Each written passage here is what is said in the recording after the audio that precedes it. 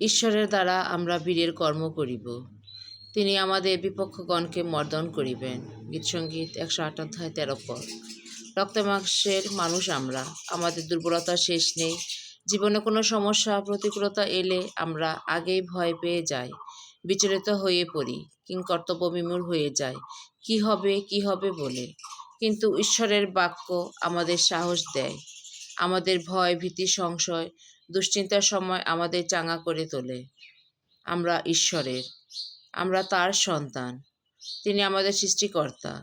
আমরা দুর্বল হলেও তিনি বিজয়ী বীর, তারই দ্বারা বীরের কাজ করে আমরা বিজয়ী হব। ভয়ের কোনো কারণ নেই।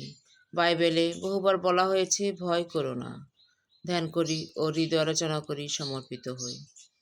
তোমরা আপন আপন লাঙ্গলের ফাল ভাঙ্গিয়া খড়গ গড়, আপন আপন কাস্তা ভাঙ্গিয়া বর্ষা প্রস্তুত করো।